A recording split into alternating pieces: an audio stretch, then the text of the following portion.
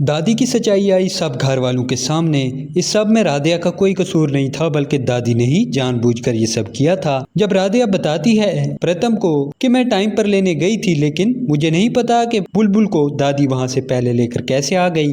प्रथम सारी डिटेल्स लेता है, बुलबुल से पूछता है। बुलबुल बताती है कि दादी खुद गई थी मुझे लेने और दादी ने कहा था कि मुझे घर चलना होगा। तो प्रीतम पहले तो ये समझ रहा था कि शायद इस सब में राधिया की गलती है, लेकिन जब बुलबुल बताती है तो वो भी सोचने पर मजबूर हो जाता है कि हो सकता है दादी ने जानबूझकर ये सब कुछ राधिया के साथ किया हो। वो अभी दादी को तो कुछ नहीं कह सकता था क्योंकि उसके पास कोई सबूत नहीं था। वो राधिया के पास जाता है और कहता है, राधिया क्या तुम सच कह रही थी? तुम वक्त पर गई थी बुलबुल को लेने और दादी ने ही तुम्हें कहा था कि इस वक्त जाना है, लेकिन दादी तुमसे पहले लेकर आ गई थी। राधिया बताती, हाँ बिल्कुल प्रीतम सर, बिल्कुल ऐसा ही है। दादी मुझसे पहले लेकर आ गई थी, मैं वक्त पर ही गई थी और वॉचमैन ने मुझे बताया कि दादी लेकर जा चुकी हैं बुलबुल को, आप बुलबुल से खुद पूछ लें। प्रीतम सर कहते हैं, हाँ मैंने बुलबुल से पूछ लिया है, मुझे बुलबुल ने सब सच बता दिया है और इसके बाद ही मैं तुमसे बात करने आया हूँ।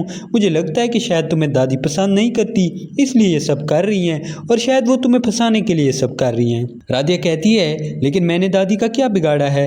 आखिर मेरी दुश्मनी क्या है उनके साथ? वो बार बार मेरे सामने आ खड़ी होती हैं, मैंने तो हमेशा उन्हें मान सम्मान दिया है और अपना बड़ा समझती हूँ। प्रथम कहता है, तुम जानती हो ना हमारी शादी जिन हालात में हुई थी और दादी वैसे भी तुम्हें बिल्कुल पसंद नहीं करती, तुम मॉम और डैड की चॉइस थी। राधिया कहती है, लेकिन पसंद तो आप भी मुझे नहीं करते थे, अब आप मेरे साथ खड़े हैं ना। प्रथम कहता है, मेरी बात छोड़ो, मेरी बात अलग है दादी, क्योंकि अब भी तुम्हें यहाँ रखना नहीं चाहती और वो चाहती हैं कि मैं जल्द से जल्द तुम्हें इस घर से निकाल दूँ, इसलिए वो ये सब हरकतें कर रही हैं। लेकिन हमें सच्चाई तक पहुँचना होगा कि आखिर इस सब में किसका कसूर है। बुआ जी जो कि उन दोनों की बातें सुन रही होती हैं, वो जाकर दादी को बताती है। जैसे ही दादी को पता चलता है कि प्रथम को सब कुछ सच पता चल गया है, वो सीधी प्रथम के पास आती है और कहती है, प्रथम मुझे तुमसे बात करनी है। प्रथम कहता है, हाँ बोले दादी क्या बात करनी है? वो कहती है, हाँ मैंने शायद तुम्हें बताया नहीं था, मैं उस वक्त स्कूल में गई थी बुलबुल को लेने, क्योंकि मुझे फिक्र थी कि राधिया कभी भी वक्त पर नहीं पहुंच पाएगी और वो कितनी लापरवाह है, तुम तो ये सब जानते हो। प्रथम कहता है, लेकिन आप तो ये कह रही थी कि राधिया बिल्कुल गई ही नहीं थी उसे लेने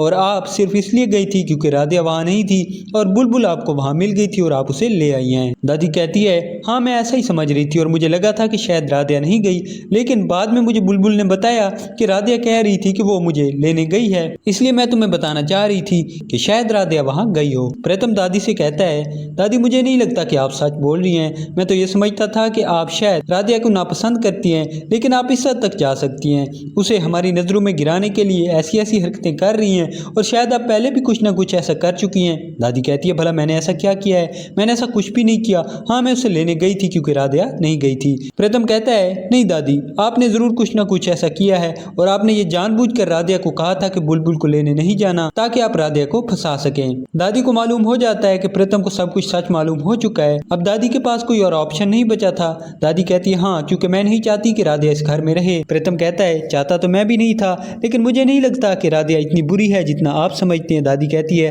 हाँ बेटा मुझे माफ कर दो, शायद मैं गलत समझती थी। दादी उस वक्त तो माफी मांगकर जान छुड़वा लेती है, लेकिन दादी ने तय कर रखा होता है कि राधिया को वो किसी सूरत में छोड़ने वाली नहीं।